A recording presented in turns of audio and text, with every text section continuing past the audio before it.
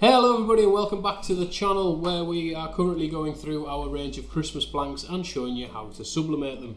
You'll have seen previously we did some of the linen cushion covers. Well, we're going to go for the alternative today, which is the burlaps. It's a slightly darker material. Now the sizing of the artwork and everything is exactly the same as that video, so I'm not going to include that here. If you want to have a look back at the previous video, you can see how we sized the artwork up for these sacks. But the times and temperature on the press are slightly different. So to keep the video nice and short and sweet, we're going to go straight to the printing of the blank, and I will meet you over by the heat press.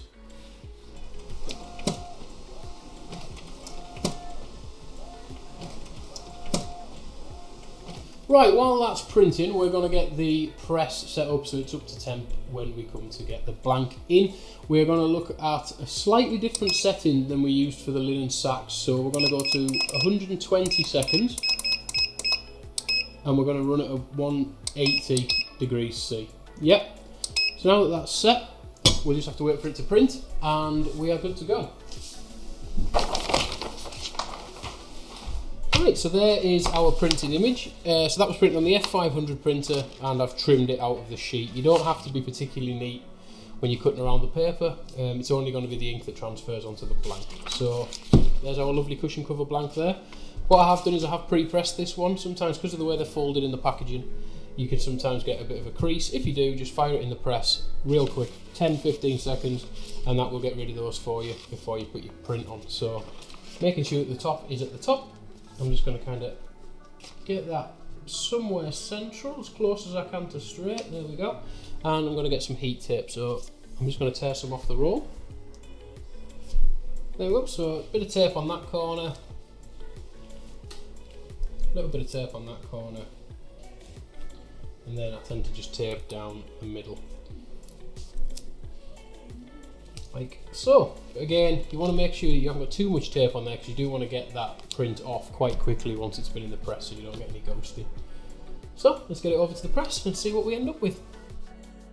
Brilliant, so the press is up to temperature, so I'm just going to pull out the sliding drawer pattern. I do like the sliding drawers, they do stop me burning myself quite a lot because that looks really hot.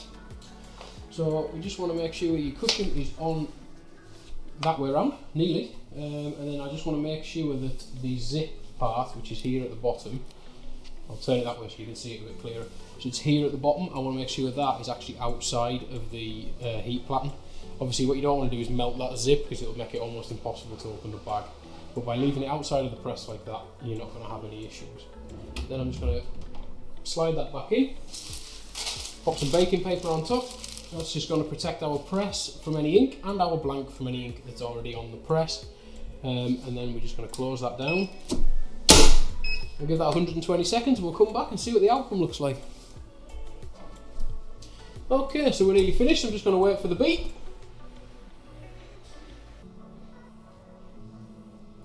When it beeps, there it is. Pop that up. I'm going to take the baking paper away and then we want to get our print off as quickly as we can. There we go. So that's printed really well. As you can see, we've kept the zip intact because it was outside of the press. I'm just going to pull that out of the way.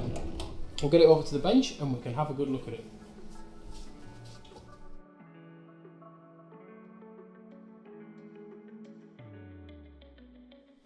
And there we go, everybody. That is the burlap cushion covers. Personally, I prefer the burlap to the linen. I think it just gives a bit more of a rustic feel, which I quite like. As you can see, if you choose your bold colours, they really pop on these. So that is also something to bear in mind when you're doing your designs. You want to go more for your bolder colours on this darker fabric than you do sort of your pastel shades and things like that. But if you've got any questions, stick them in the comments below. Anything you want to see us do, again, let us know. But stick with the channel, we've got loads more of this stuff coming out, especially on the run up to Christmas, because we are going to try and hit all of our Christmas products to give you guys a chance to get the best out of the stuff we provide. See you later, guys.